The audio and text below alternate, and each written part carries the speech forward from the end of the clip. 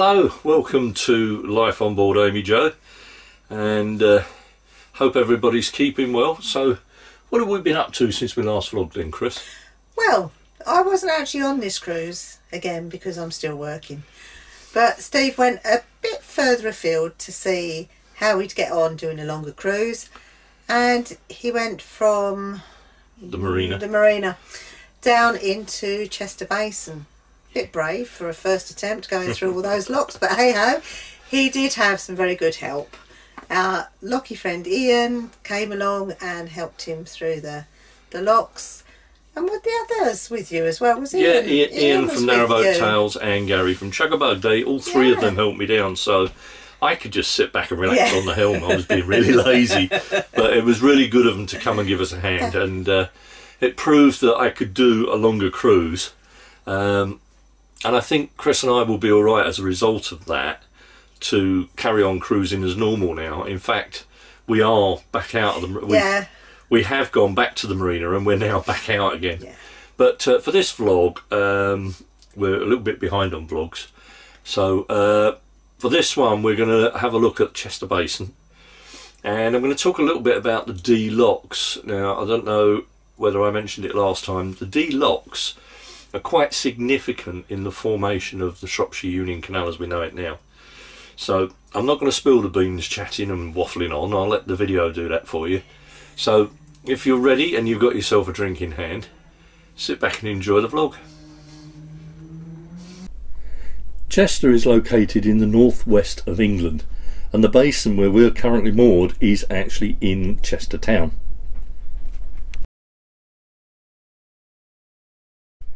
In the 18th century, Chester was a large and important industrial and trading centre, and transport links were critical.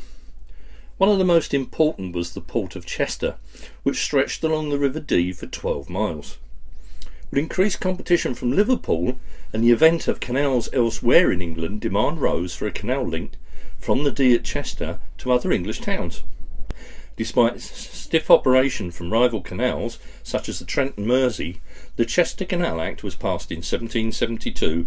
Construction work started in the May of that year.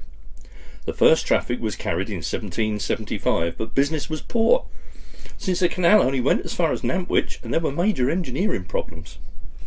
By the end of the 18th century, the Chester Canal was facing ruin, but it was saved by a link with the Ellesmere Canal Company. It was set up in the 1790s to link Ellesmere in Shropshire and the quarries of North Wales to the Mersey at Neverpool Whitby. Of course, that's now known as Ellesmere Port. In Chester, they completed the Wirral line of their canal, which runs up to Ellesmere Port. And in 1795, this was of great significance, representing a major upturn in the fortunes of the Chester Canal Company, which would probably not have otherwise survived. So the D locks are quite significant in the construction of the Shropshire Union Canal. In fact, they are the very beginning of what was the Chester Canal that we now know as the Shropshire Union Canal. Sadly, with the advent of the railway lines, all the canals in the UK, including the canals on the Shropshire Union, fell into decline. Fortunately, nowadays the canals are used for leisure activities, but as of yet the D locks have never ever been restored into working use. We're going to start at the top of the D locks by the basin, and this is the top lock of a group of 4 locks. This drops you down into a lower basin. There's also an unloading and loading area too. Lock number 2, or bridge lock as it's known, drops you from the lower basin down into a lower pool. But as you can see, the lock gates look in poor repair. The paddles are broken, and in actual fact there are sandbags below the waterline to try and keep the level in the lower basin where the boats are moored.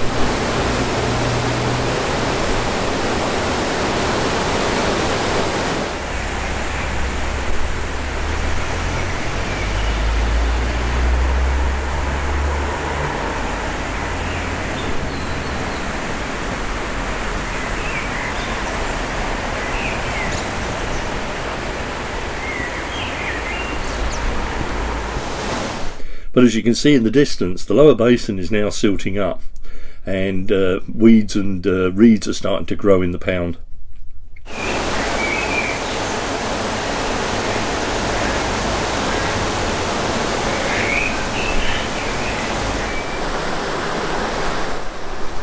Below Lock 2 is another pool or staging area. Here boats could wait to go up the lock, and also would be loaded and unloaded in this area too. This red building is the local Sea Scouts hut, and the building looks odd because it's actually shaped like a ship. This bridge is actually called South View Road Bridge, although it's anywhere near South View Road, which you can see earlier by Lock 2. This is just allowing pedestrian access across the canal for the new apartment blocks that have been built and restored around this area.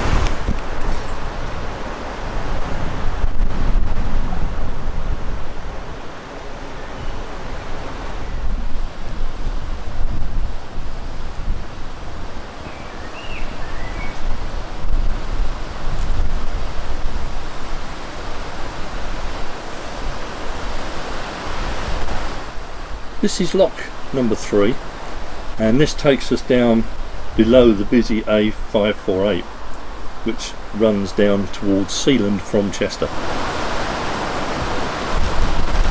At the bottom of Lock 3, Chester Council put in a steel barrier. You can still see the main support guides for that steel door. It took several years of campaigning by the Inland Waterways Association to get this removed.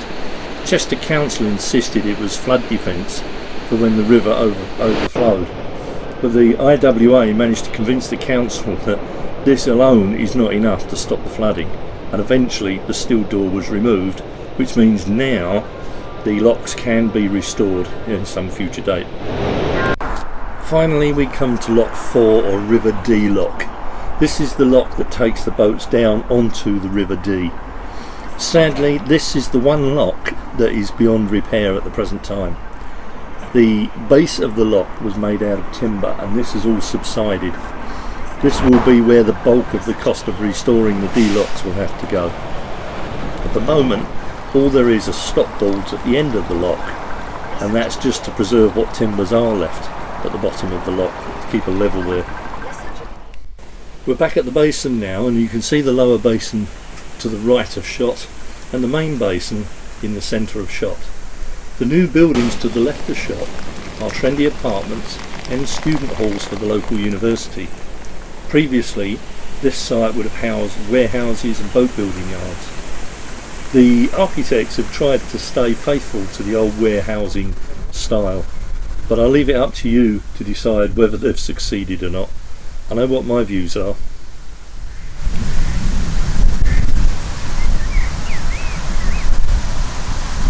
The building on the right of this drawing is Telford's warehouse, where boats could be unloaded and loaded in the arches below the building. To the left of that is Taylor's offices. The boat in the foreground was actually a passenger carrying service that ran between Chester and Nantwich. Today the old warehouse has been converted into a very nice pub and restaurant with excellent food. Here we can see Taylor's boatyard. With the opening of the Wirral line and subsequent formation of the Shropshire Union Railway Canal Company, there was an increase in demand for boats. The yard at Tower Wharf developed into a fully integrated boatyard. Everything necessary for the construction of narrowboats, and particularly flats, was carried out at the yard, flats being the Mersey flats. Yard facilities included workshops, a steam sawmill, 2 covered slipways, a flat building shed and a graving dock. The account books reveal the employment of shipwrights, blacksmiths, sawyers, painters, firemen, stokers of the steam plant, not to mention office clerks and timekeeper. Well, there you go, folks. I hope you enjoyed that, and Smudge has joined us for the outro for this one.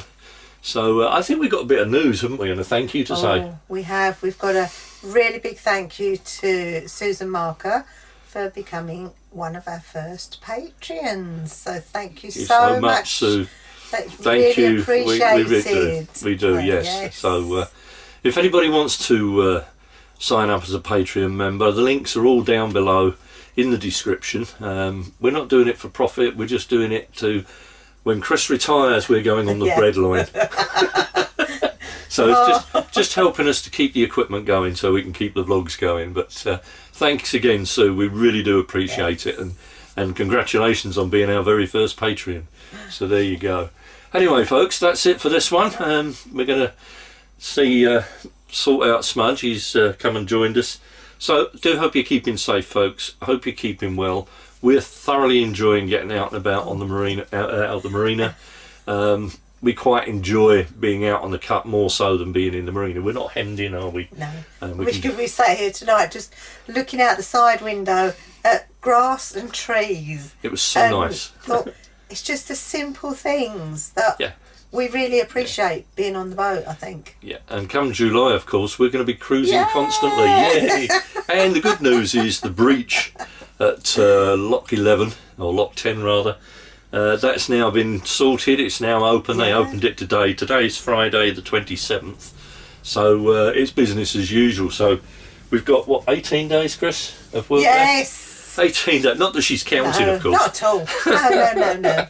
So yeah, we'll say goodbye now, and thank you so much for watching. Thank you for our new subscribers. I hope you're enjoying the live feeds. Don't forget the comments. Oh, and the comments. Don't forget the comments, please. We do love your comments. We enjoy reading them, and I am catching up now. I think I'm getting through most of the comments now. So yeah, please keep them coming. We do enjoy them. And now we're out and about. If you see Amy Jo, please knock, and we'd love to meet you. So do take care, and we will see you next time on Life on Board Amy Jo. Bye. Loaded out and loaded back, the boat he made his pay. Sometimes coal or timber, maybe corn or stone. When the boat was strained upon the rope, the boat would creak and groan. Plodding along, plodding along, plodding along the towpath, plodding along the towpath, the boat horse made his way. Through city and through countryside they haul their precious loads, cargo so much heavier than they could move by road. Through locks and pounds they journey in all types of weather, the man, the boat horse working well together. Plodding along, plodding along, plodding along the towpath, plodding along the towpath, the boat horse made his way. There was a time upon the cut when the boat horse had command, shifting boats from wharf to wharf right across this land. But slowly, aye, but surely, progress took its course. The time had come to say farewell to the poor old boatman's horse. Plodding along, plodding along, plodding along the towpath, plodding along the towpath, the boat horse made his way. Now next time that you take a walk down by the waterside, spare a thought as you amble by on that towpath wide. Just think of all the horses that passed along that way, and the many tons of cargo that they hauled along each day.